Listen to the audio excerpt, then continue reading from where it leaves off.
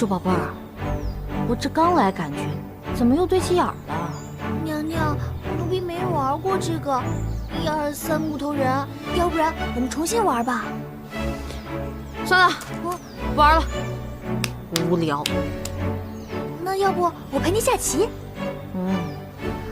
你说你们这是古代啊，又不是原始社会，怎么能一点娱乐项目都没有呢？那我给您唱小曲儿。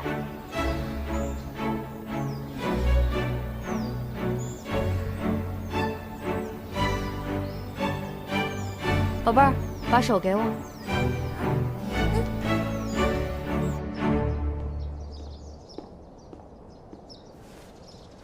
太子殿下，说，太子妃娘娘宫殿那边聚了许多人，娘娘正什么？奴才也不知道娘娘正在做什么，您要不要也去看看？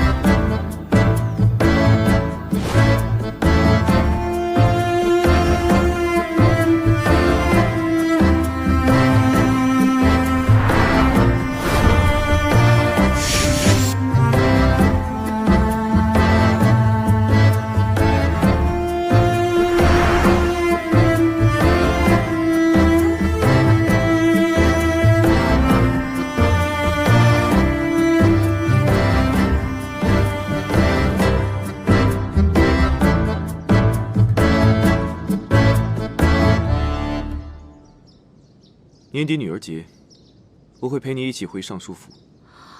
那不是回我家？是。到时候你全家上下都会出来迎接我们。我能不回吗？为什么？因为我已经是齐家的人了，所以现在我一点都不想回娘家，我也没有回去的必要。你如此抵触归宁，可是因为害怕什么东西？怕？我怕什么？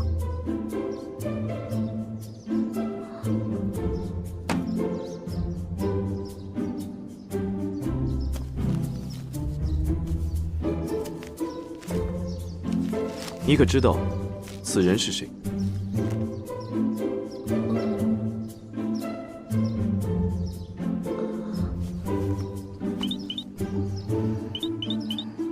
这是你母亲范氏。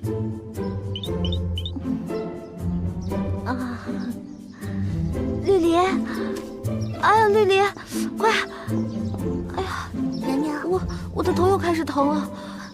太子殿下，自从娘娘上次无辜落水之后，就犯下了头疼的毛病。别装了，哥这种神演技，竟然都骗不过他。给你3天时间，你最好给我一个满意的解释。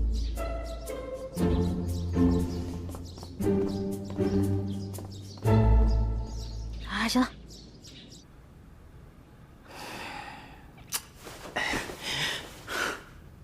我到底该怎么向齐胜交代呢？到时候我就跟他说，太子殿下。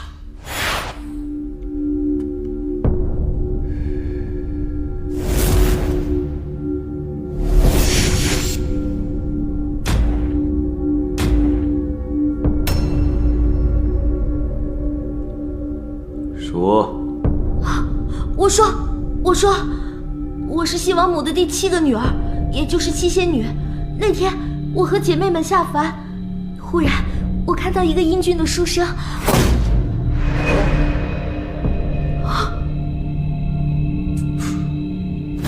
斩！这个故事不行，得换一个。如实招来。太子殿下，你可曾记得那一年你南山狩猎，救过一只可爱的小白兔？那只小白兔化作了人形，来到了人间。他发誓，他一定要向他的救命恩人报恩。斩！斩！斩！不要！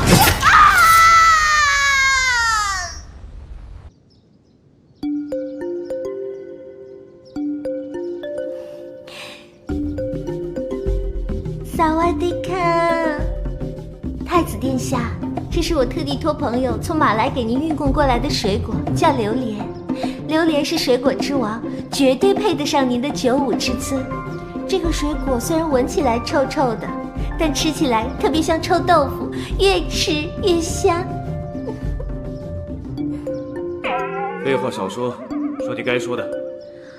话说，在公元2015年，也就是从现在算起，过了很久以后的某一年，有一个人，他的名字叫张鹏。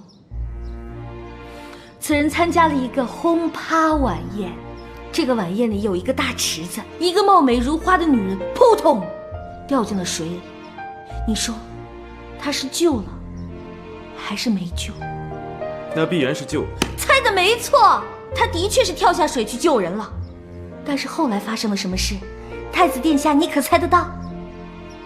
被救上来的女人，视此人为救命恩人，重金感谢了此人。非也。那是怎样？此人被那落水的女人一脚踢晕，当他醒来的时候，他就到了这里，他的名字里就多了一个字，由以前的张鹏变成了张鹏鹏。你这是在胡编笑话，来寻我开心？我向毛主席保证，我说的都是真心话。如果你说的都是真的，那我倒要问你，你说的故事里，这个落水的，那个落水的，可是在影射那日在太液池里，我没有先救你。我可没有含沙射影的意思啊！您和那僵尸是什么关系？我一点都不在乎。您是太子嘛，将来注定要3宫6院的。别扯远了。你这么说，就是不信我说的喽？不是不信，但也不可全信。只是对你所说的事情，我不能理解罢了。如果你说的都是真的，你在你说的那个地方，可曾婚嫁？哎，这个我可以对天发誓，我从来没有我从来没有嫁过人。如果我嫁过任何一个男人，我天打雷劈！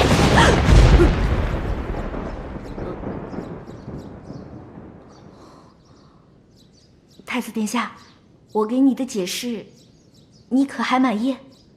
容我再想想。今日，你先回去吧。那好，那我先下去了，你好好想着。记得吃榴莲哦，很好吃的哟。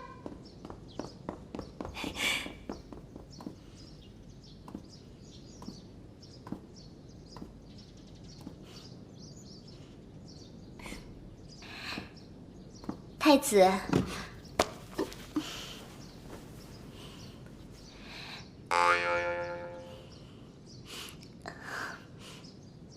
刚才姐姐所言，您可听明白了？有一些明白，却又不全明白。妾身以为，姐姐许是中了邪，不如太子殿下找个法师来宫中驱驱邪，兴许姐姐就能好了呢。记得在《世说奇谈》上曾载有一事：南杭乔氏曾有一女，一夜而变，不识亲友，不认爹娘，言行举止更是不同以往。有术士称，此女人身未变，心却换了。娘娘，娘娘您去哪儿了呀？鬼门关。啊！唉，真想不到，在你们这儿活着，脑袋时时刻刻都被拴在脖子上。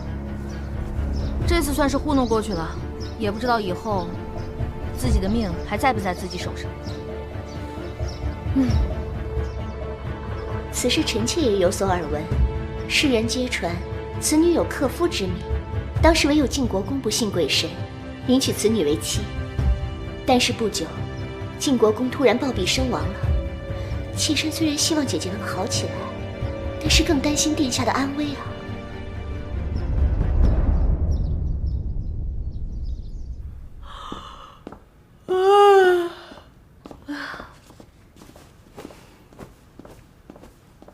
娘娘，您先别睡呀。这个呀是奴婢精心为您挑选的衣服，今天晚上这小丫头片子又想勾引我，看来今天晚上我得给她个机会。你让我换，那我就换啊，这点牺牲算不了什么。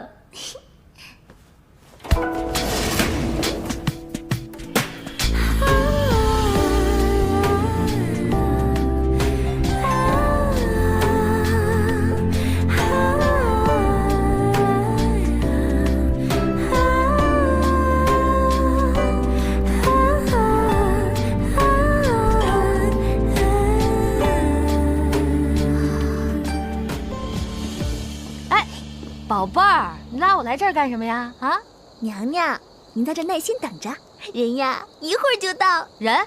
什么人啊？娘娘，奴婢只能帮您到这儿了。哎，绿篱，绿篱，小丫头片子，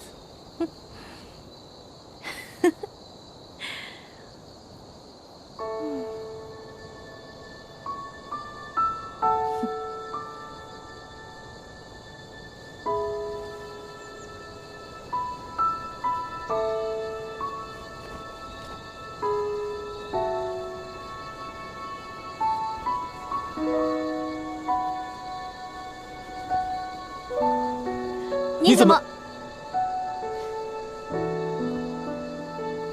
你怎么来了？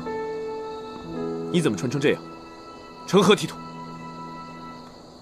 我怎么知道你会来啊？难道绿篱没有告诉你吗？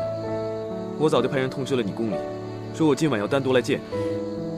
这个死丫头片子，害死我了！没错，他是和我说过，只不过……怎么？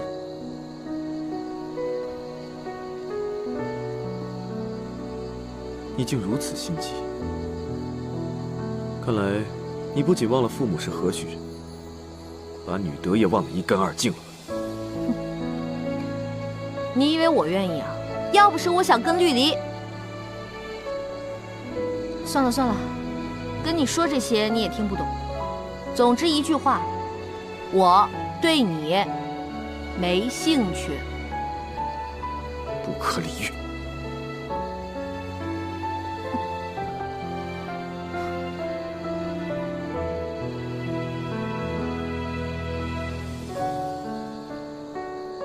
速速把这身衣服给换了！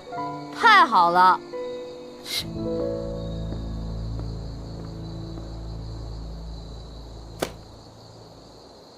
年底就是归宁之日，你要在归宁之前熟背此书。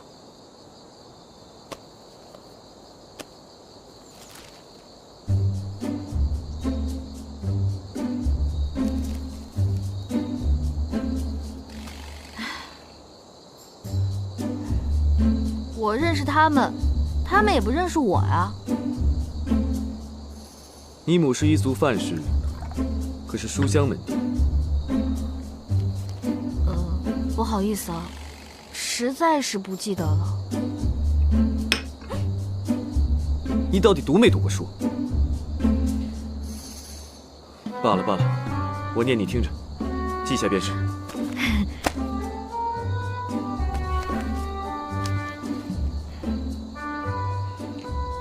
可还记得此人是谁？这位大妈看上去已经到了更年期，但是眉眼间似乎看出是个半老徐娘，风韵犹存嘛。你胡言乱语什么？这是昨天问过你的母亲大人范氏。Oh, sorry, I'm so sorry. 啊，不好意思，我有脸盲症。哎，齐老师，在你正式给我上课之前，我还有一个问题想问你。说。是不是今晚不能让人睡觉了？你以为呢？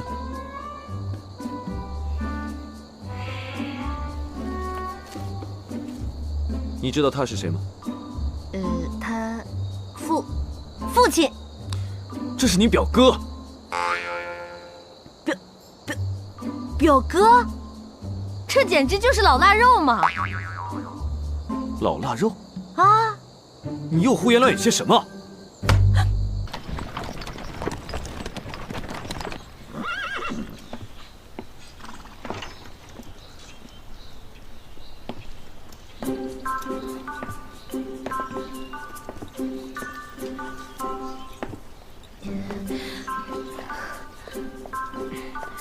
你是太子妃，注意仪态，不要贼眉鼠眼的。老大，你待会儿罩着我的。现在知道求我？关键是我那个小本本我都没怎么记下来，万一露了馅儿，我死得惨惨的。知道就好，一会儿看我眼色行事。好。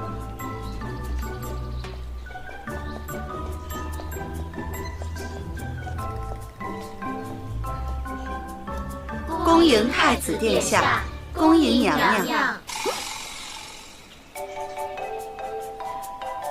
他怎么也在这儿？江氏那小蹄子虽然是个王妃，但是在咱们家里依旧是个破落亲戚。您是咱们家的嫡生大娘娘，身份岂是他表了几表的表人可比的？夫人好。母亲。娘娘。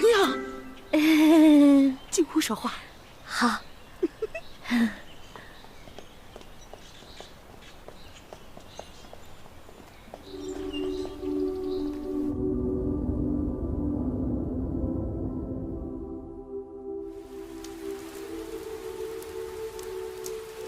我没有想到，你竟然也回了张府。虽然短短数日不能与殿下相见，可是对臣妾来说，就是恍若隔世啊。我来见你，也是为了告诉你，在张府这2日，万万要谨慎，除非有要紧之事，不然就别再与我相见了。太子，这一整日您都对姐姐百般照顾，你们2人几乎形影不离。太子殿下，您是否真的被她迷了心窍？我不信，也不喜欢鬼神之说。许是我多心了，但是殿下对姐姐那般照顾，实在令臣妾难以释怀。你我自相识那日起，你便该知道，张鹏鹏永远是我们无法逾越的羁绊。臣妾知道。太子殿下，我只想问您，还记得您对臣妾许下的诺言吗？记得。还请太子殿下尽快兑现承诺。此事是最急不得的，越急越会滋乱阵脚。映月，你万不可生焦躁之心，更不可行出格之事。映月知道。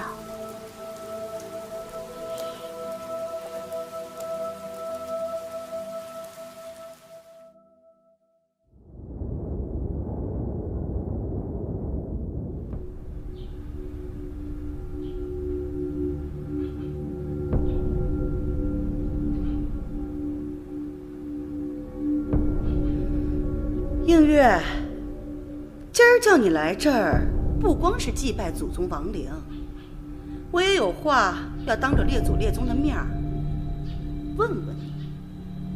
你父母过世的早，你从小就在我们张府长大，你说，全府上下的人有没有把你当做一个小姐一样看待？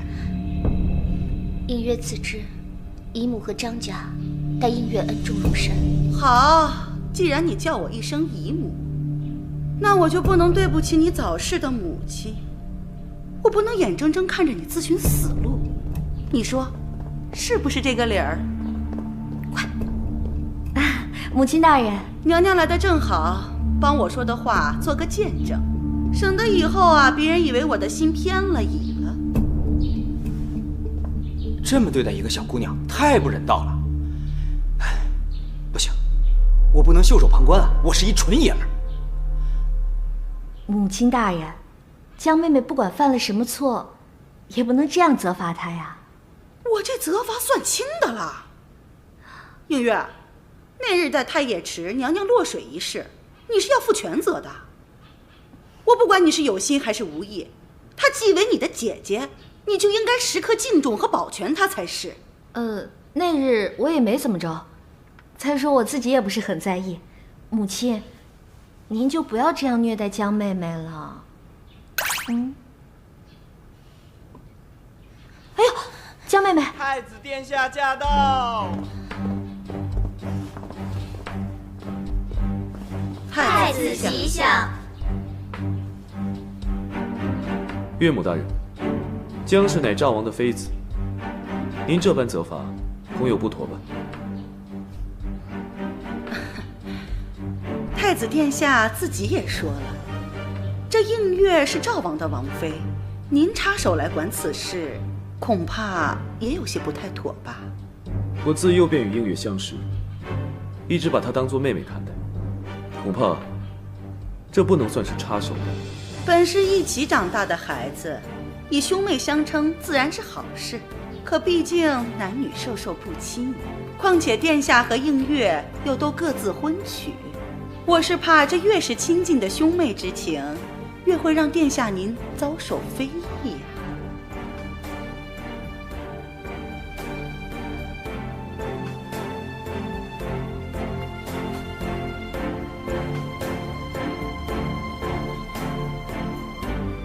好在哥我是个怜香惜玉的人，这次就让我替你英雄救美吧。母亲大人，归宁呢本来是件高兴的事情，你说这江妹妹在这跪着，一直让祖先看着也不太好，祖先们都累了。母亲，这倒是，那就看在娘娘的份上，让列祖列宗歇歇。时候也不早了，该用午膳了，都散了吧。都散了，都散了，都散了吧啊！太子殿下，咱们也好些日子未见了，那就请移步正厅，陪我这个老人家叙叙家常吧。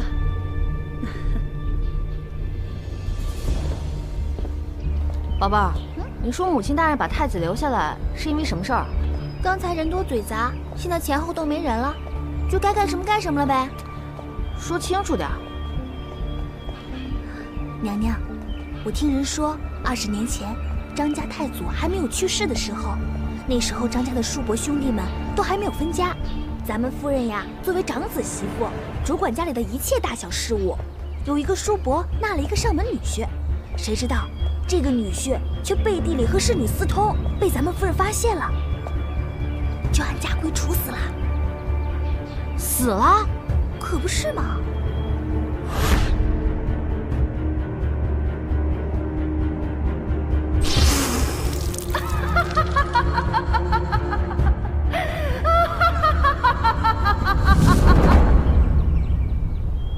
好歹现在我也是个衣食无忧、吃皇粮的人，齐胜要是死在张家，那我岂不是要给他殉葬？宝贝儿，饭我先不吃了啊！娘娘，不要，千万不要！齐胜你可不能死啊！我可不想给你殉葬了！不要！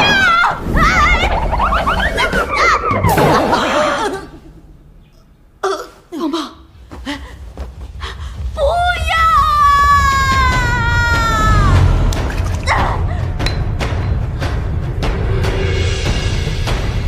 棒棒，你做什么？母亲，你千万不要做傻事啊！张婆婆，你又搞什么名堂？不用急着谢我。太子殿下，您还是先回去吧。我刚才跟您说的话，请您放在心上。您放心，您说的事，我会尽快办成。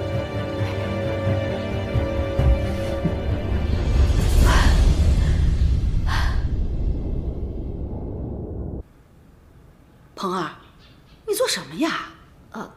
您千万不能做傻事啊！杀了他，不就是害人害己吗？你说的，娘听不懂。您不是要毒死齐胜吗？嘘，这话可不能乱说呀！这要是人听见了，可有杀头的。谁告诉你的？也不是绿地说的，就是有人曾经听说您私自做主杀了一个张家的上门女婿，我以为您又要……哎呀，又是此事啊！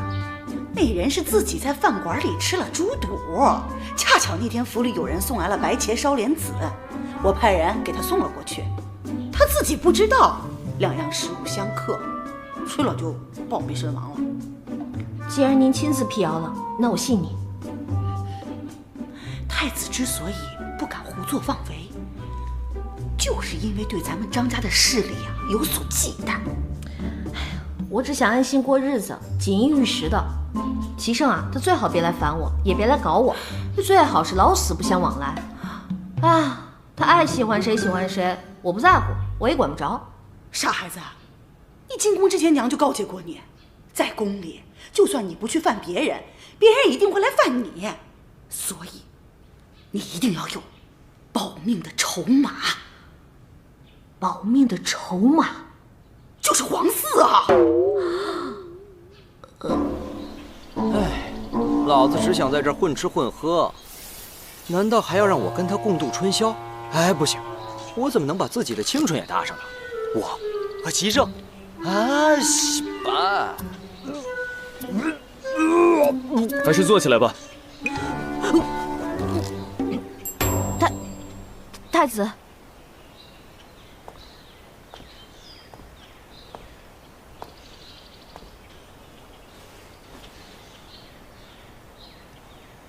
今天早晨在祠堂，还多谢你出面解围。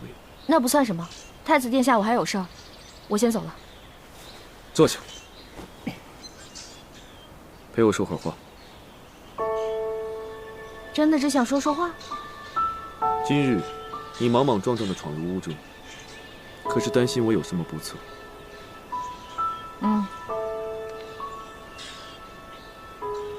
你果真是和从前大不相同。今日之事，你倒比从前通情达理、善解人意了许多。如今，你是越来越吸引我的注意了。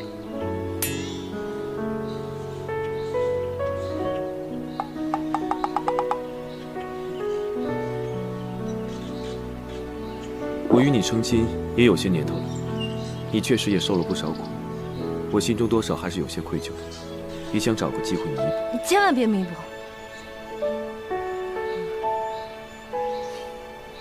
爸，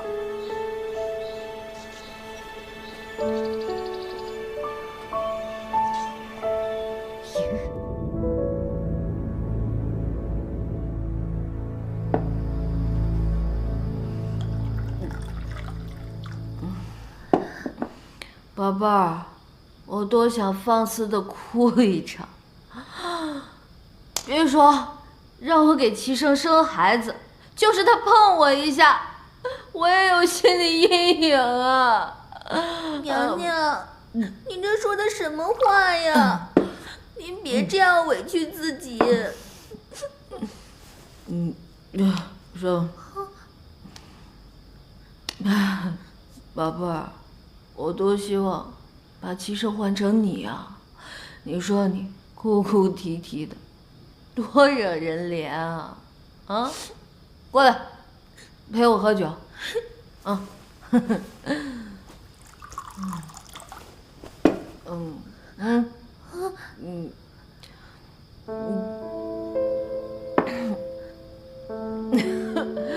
娘娘，您别这样为难自己。娘娘，您这是怎么了呀？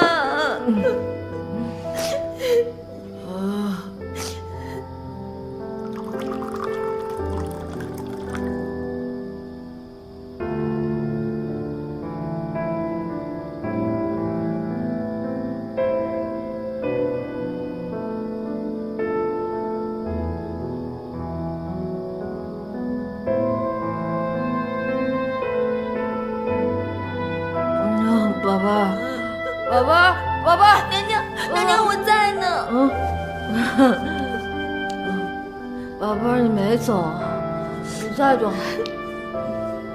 有你真好，陪我喝酒。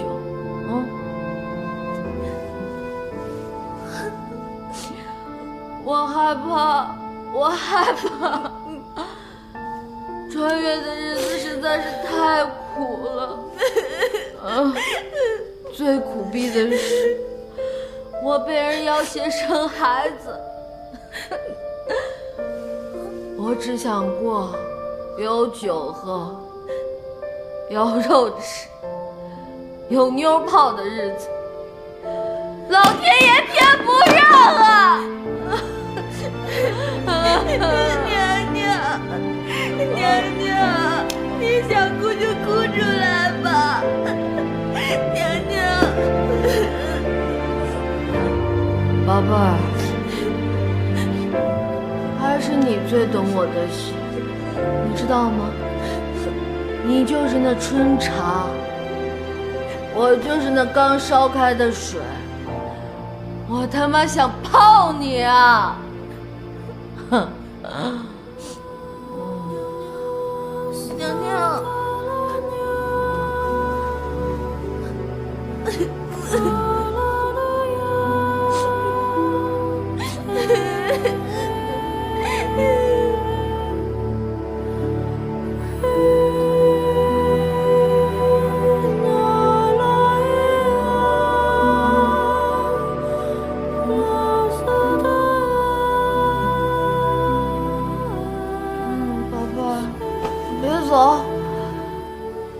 宝贝儿，你怎么这么重啊？该减肥了啊！娘娘，你醒啦！奴婢都没忍心叫你。宝贝儿，什么时候醒的呀？奴婢早就起来了，这不今儿要回宫了吗？奴婢看看再落下了什么没有。哎呀，昨天晚上那么累，还起这么早，辛苦你了。再辛苦也没有娘娘您辛苦呀。娘娘昨天晚上一定比奴婢还累。回去之后是不是就不能再继续了？娘娘，只要是你情我愿的事儿，回了宫还不得照样啊。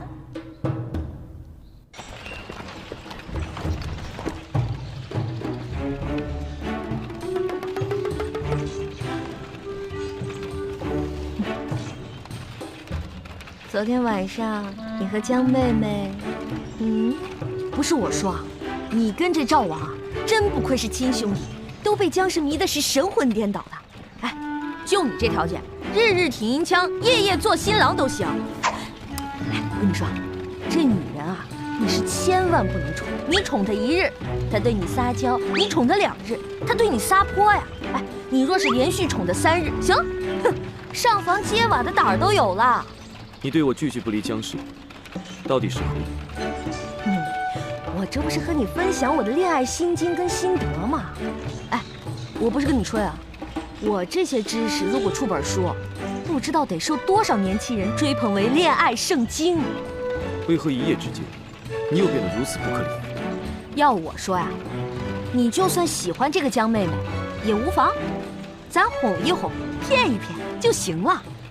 这女人啊，再漂亮，也经不起岁月的这把杀猪刀。你给我下去！我说错什么了？下去！停车！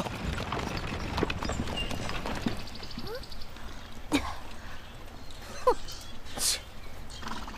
什么嘛！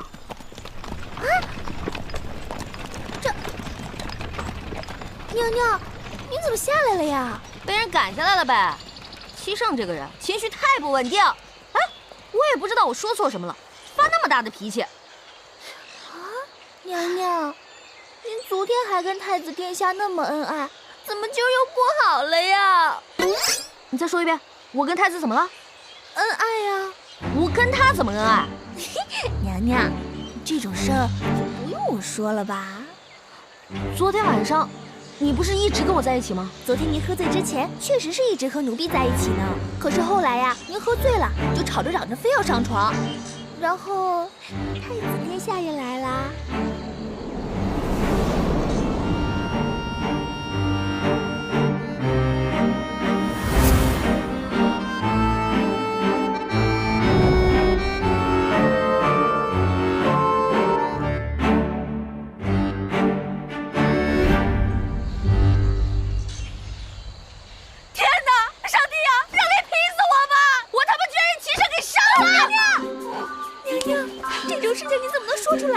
会被人觉得轻浮的。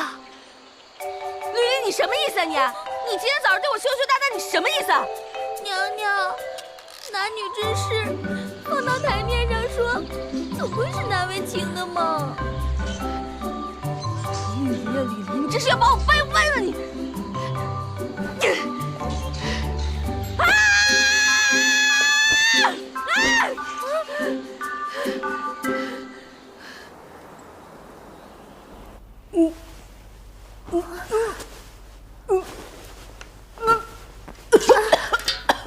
娘娘，您这都已经吐了2天了，咱们还是叫太医来看看吧。不用看了，那一夜，齐生已经给我幼小的心、肝、脾、肺造成了不可磨灭的伤害，这对我来说简直就是奇耻大辱，就是剧毒。娘娘，太子殿下只不过是把您赶下了马车，怎么就成了剧毒了呢？我现在只要一想到那晚的事儿，我就忍不住想吐。你说，这不是剧毒，这是什么？我现在是一条小命和人身自由，全部捏在齐胜手里，时不时的还要被他拿去威胁几次，隔三差五的还要陪个睡。你说，这算不算是对我深深的侮辱，无情的践踏？不然了。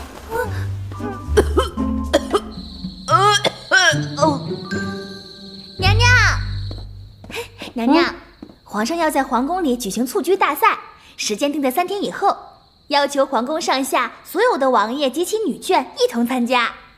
蹴鞠？那不就踢球吗？是啊。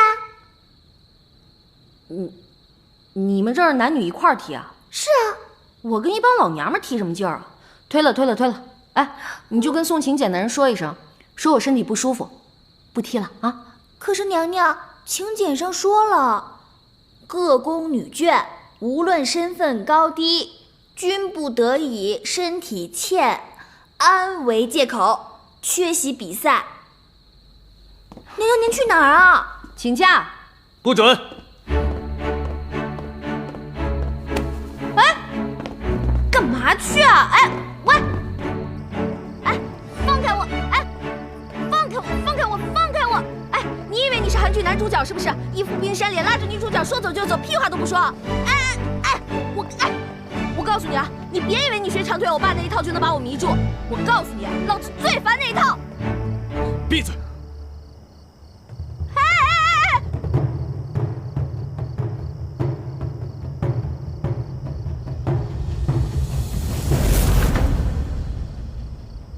这是我最珍爱的一个球，先祖曾经踢过，你就用它来练习吧。哼，你要教我踢球？有何不妥？我知道你球艺不精。好，说吧，咱们怎么踢？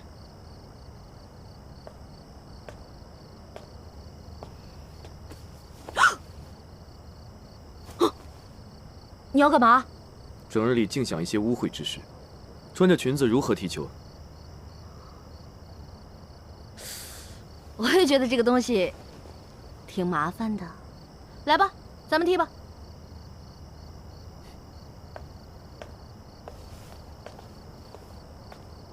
你就把我当成球门，射。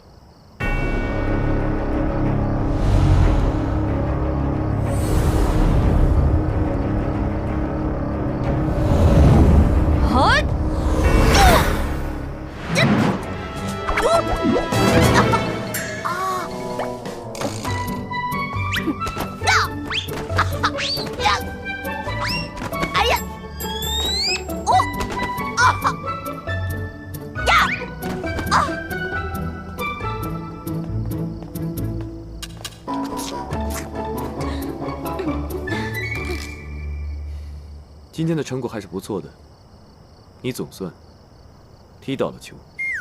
像我这种天资愚笨的人，还请您多多关照。所以，对你这种天资愚笨的人来讲，更需要加大力度训练。哎呀，妈呀！不行了！哎！齐胜，你大爷的！你要干什么？齐胜，这是要闹哪一出啊？娘娘，您这是怎么了呀？娘娘，不想活了！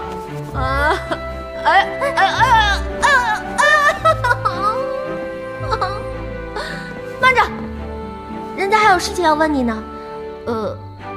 人家都这副德行了，人家能请病假吗？明天接着练。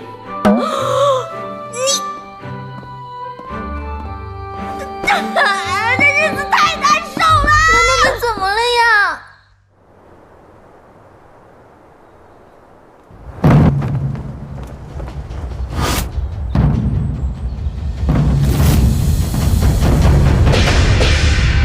蹴鞠大赛现在开始。天多么蓝，地多么绿，激动的我们怀着激动的心情，又迎来了1年1度的皇宫蹴鞠大赛。现在我们有请白队和绿队正式登场。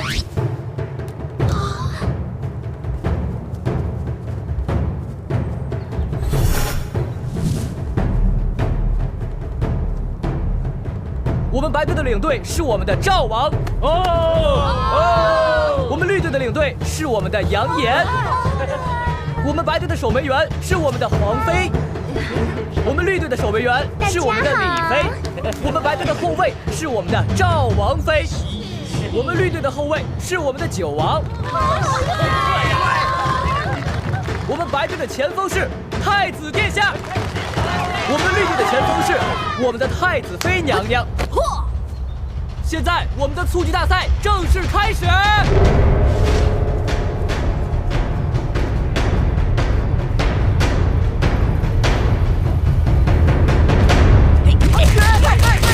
裁判还没出去呢！别踢了，我不是球！哎呦，我的屁股！救命啊！救命啊！裁判被袭击了！混乱中，白队的赵王抢到了球，赵王把球传给了太子齐胜，不想半路杀出了太子妃娘娘，二人在球场上纠缠着，场上硝烟弥漫，杀气四起。这是教坏了徒弟，饿死了师傅。太子妃娘娘居然抢下了太子的球，球被太子妃娘娘狠狠地射了出去，球居然进了！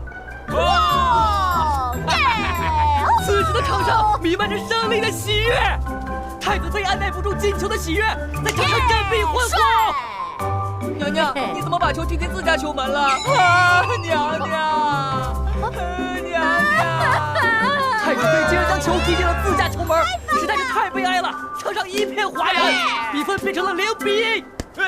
赵王用头将球传给了太子，太子娴熟的在场上运球，球进了。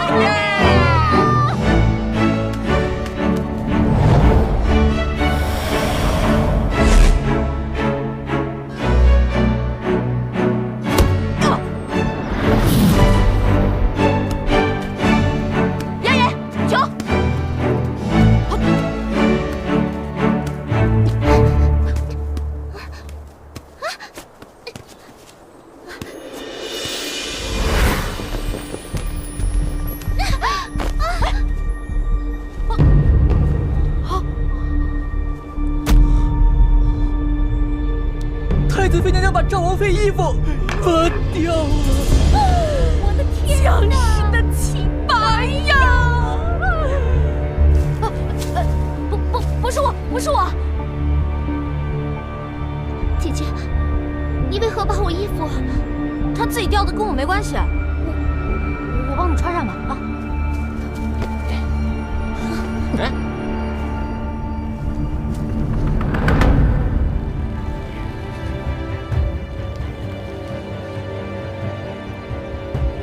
还是我来吧。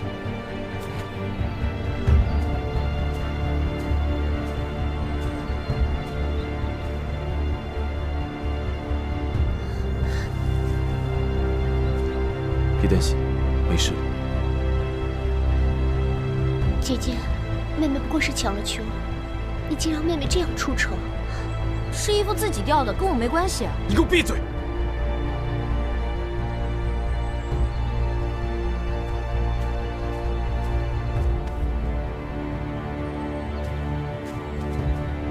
他有奖，自己会走。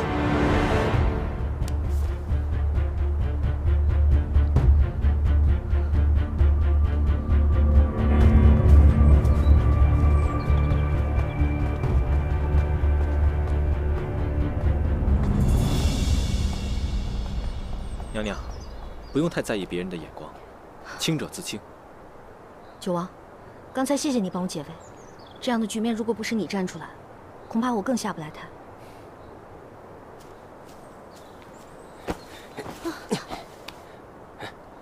二哥，你的手臂受过伤，还是我来吧。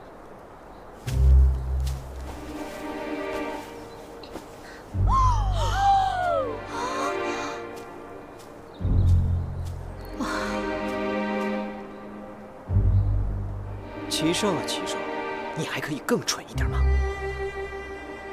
三哥一向行事谨慎，顾全大局，这回却是连我也看不懂了。说的是，他这么做是跟谁过不去啊？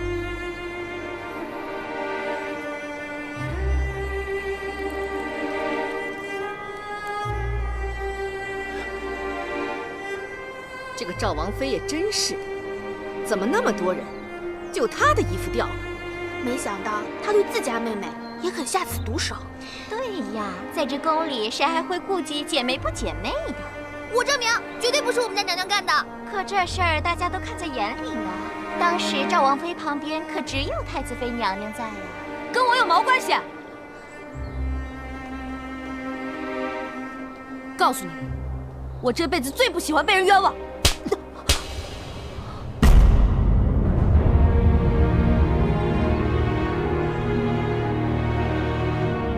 干什么？皇祖母，今日赵王妃衣不附体，当众出丑，定是她有意为之。住口！口说无凭，信口雌黄。皇祖，不要再说了。赵王妃的事还有赵王呢，你就少操点心吧。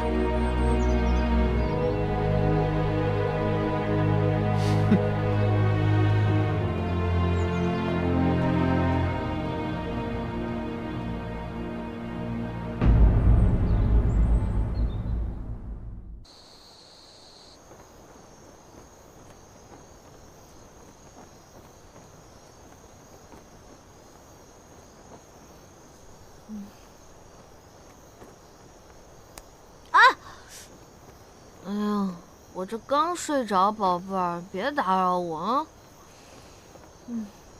你睁开眼，看看我是谁。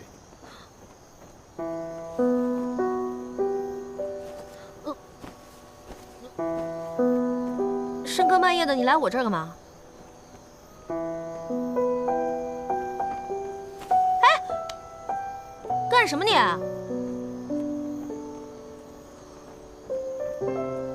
把话说清楚啊！你要干嘛？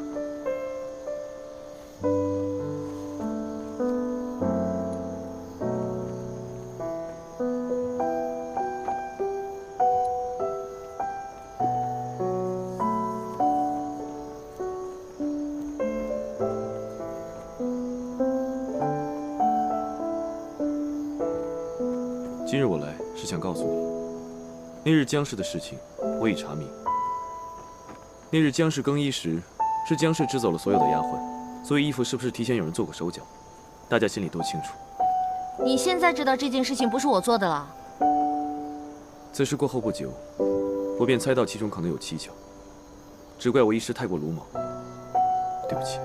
对不起，你知不知道这件事情我比窦娥还冤？所有人都以为是我干的。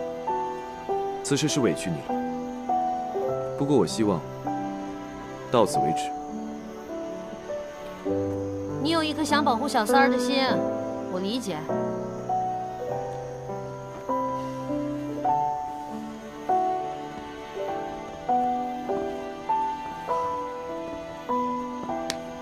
其实我一直都知道，姜氏虽然外表温柔娴静，实则心思阴鸷细密。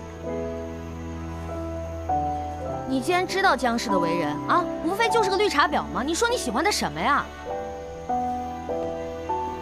绿茶？绿茶就是指那些清新脱俗、长发飘飘，在人前装的纯天然、无公害、岁月静好的样子，实际上呢，却是多愁善感、多病多灾、善于心计的女人。我自幼便与她亲近些，她性情温婉体贴，与我十分相投。唉，想当年，围在哥身边的绿茶婊也是数不胜数啊。也难怪了，我在那样的女人身上也跌倒过无数回了。又开始胡言乱语了。你好生休息，伤好之前不要乱跑。您慢走。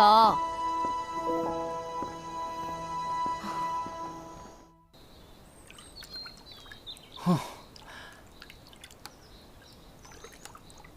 这副皮囊给我算是白瞎了。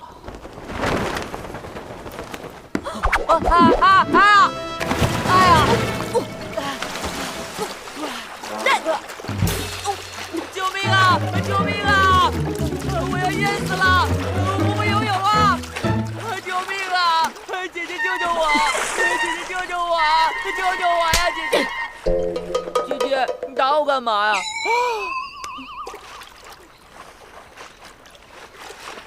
还让不让人好好洗个澡了？我先走了。走什么呀？找我什么事儿？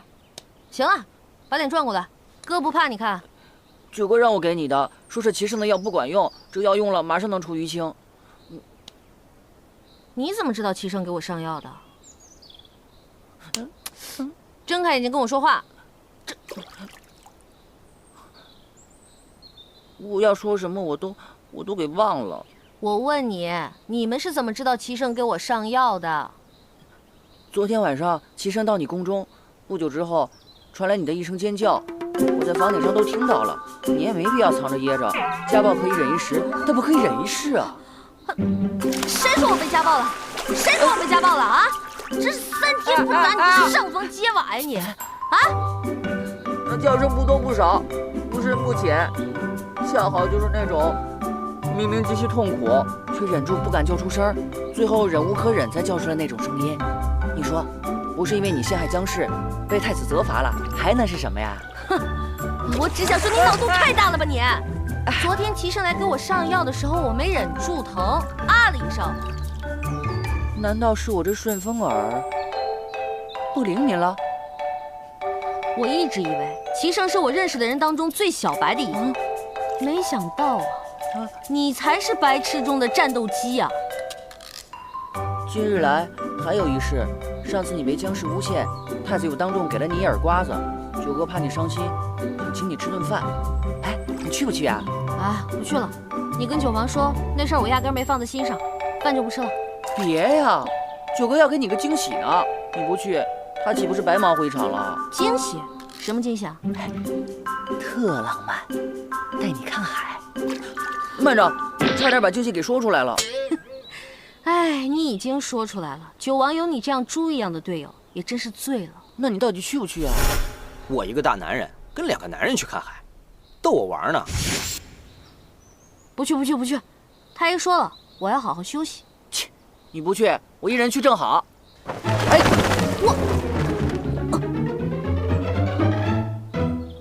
唉，又是一场说走就走的旅行啊。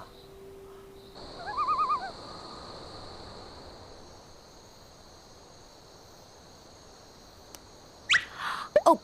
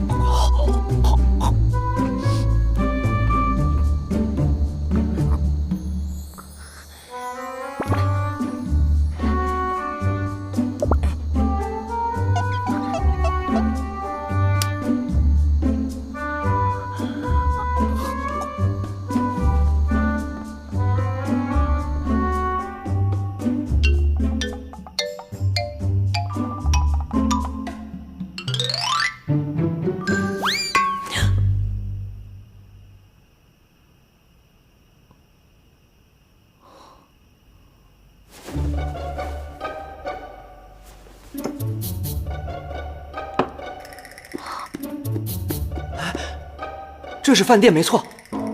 我回到2015了，我回来了，我得回家，我得回家呀！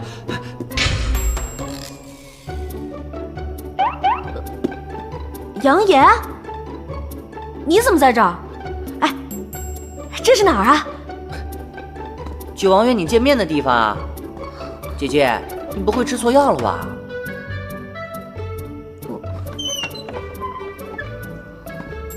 原本杨言告诉我你是不会来的，怎么突然改变心意了？我是想不来呢，你问他呀。给我不来的选项了吗？我给的选择明明是1，你自己来；2，我背你来。你既然否定了1，我就默认选择2喽。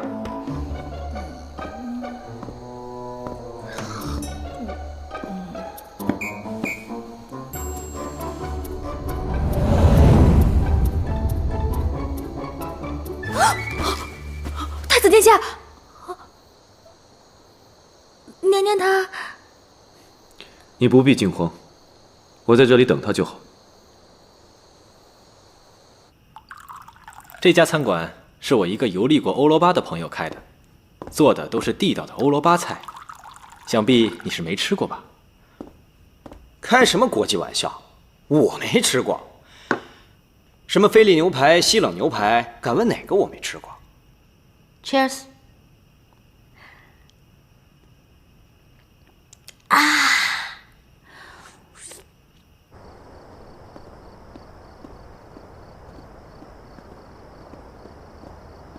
哇，原来是灯海啊！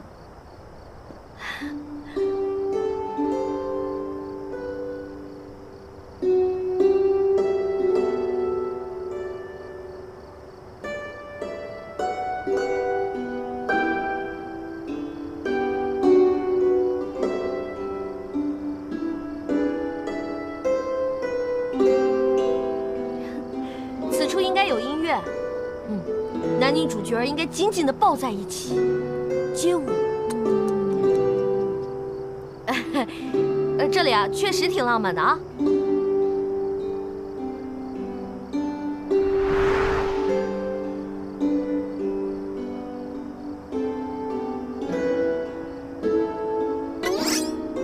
这眼神，我如果稍作迷离一下，怕是九王就要亲上我了。不行不行不行不行，我要擦亮眼睛。我的心和过去一样，尤其对你，从未变过。齐胜啊齐胜，让你天天惦记别人媳妇儿，怎么样？现在自己的媳妇儿被别人惦记了吧？九王，你还是别看我了，咱们看灯吧。啊，鹏鹏，你确实变了，一点也不像儿时的你。还记得吗？小的时候，不管是玩游戏，还是和别的小皇子打架，还是私塾先生抽查背书，你总是偷偷暗地里帮我，只是因为我总把奶奶给我的麦芽糖偷偷塞给你。记得记得，我从小就爱吃糖嘛。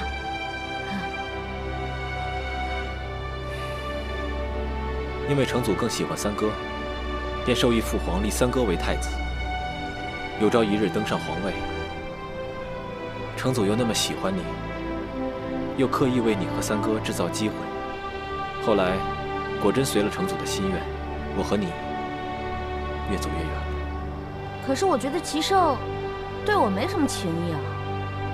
三哥从小就得到太多，不懂得取舍，也不懂得珍惜。鹏鹏，你从小就向着我。你的心意应该和以前一样，没有变吧？齐胜啊，虽然对我冷漠刻薄了些，但我毕竟是太子妃嘛。我如果向着你，是我冒失了。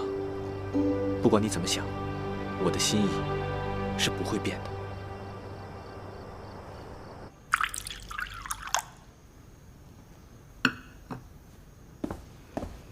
哎呀，热死我了！宝贝儿，给我倒杯水去。人呢？宝贝儿，回来了。看齐胜的神情，嘴角微微向左侧倾斜，不时地抿着嘴，眼睛微闭，神情淡定自如，甚至带有一丝的微笑。看来他并不知道我去了哪里。你不要以为我不知道你去了哪里。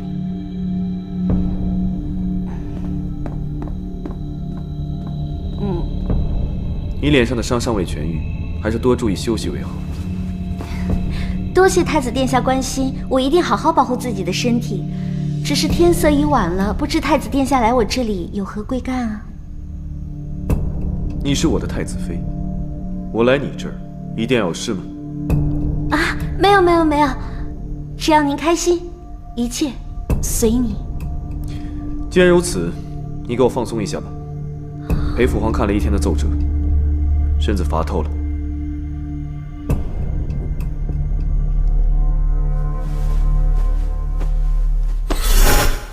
原来是想做马萨吉呀！哼，好说好说。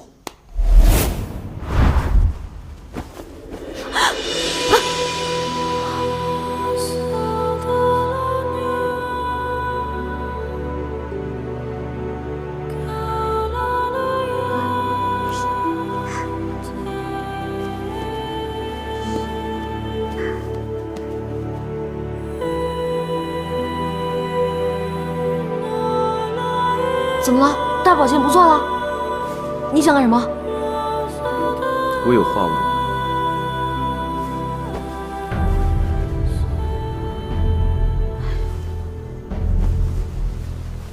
不知鹏鹏现在喜欢什么样的男子？啊？什么？你是喜欢温润如玉、成熟稳重，还是喜欢浪漫洒脱、年少英俊的？齐胜啊，齐胜，老子什么男人也不喜欢，老子只想安安静静的做个美男子。其实喜欢什么样的人并不重要，爱是可以跨越性别的，重要的是那个人是谁。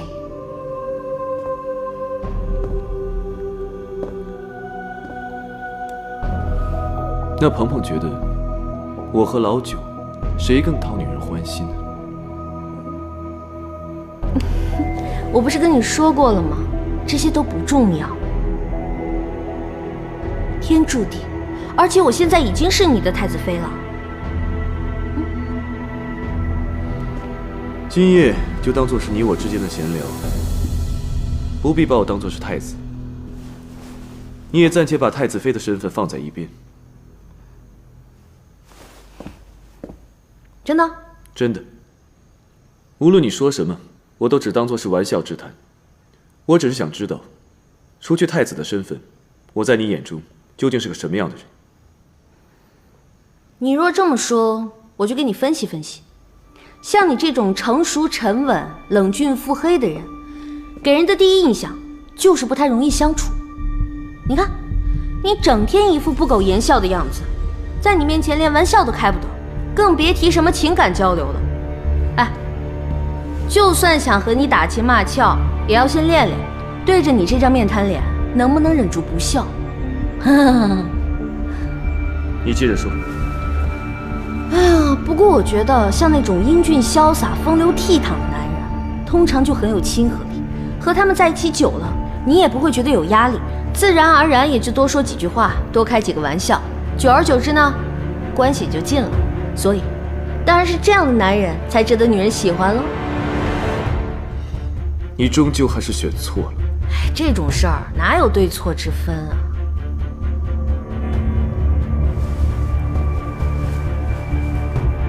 啊！好了，时候不早了，早些休息吧。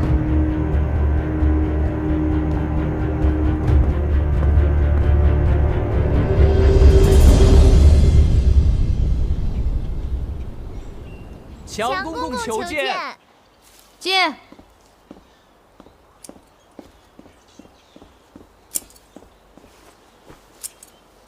娘娘，太子殿下要替皇上去江北大营巡查，命您陪同前往呢。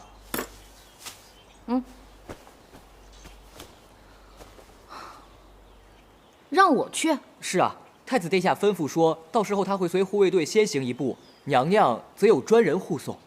哎，强公公，我能不去吗？娘娘能陪太子殿下出访，那可是至高无上的荣耀呢。娘娘还是赶紧收拾收拾，奴才就先回去了。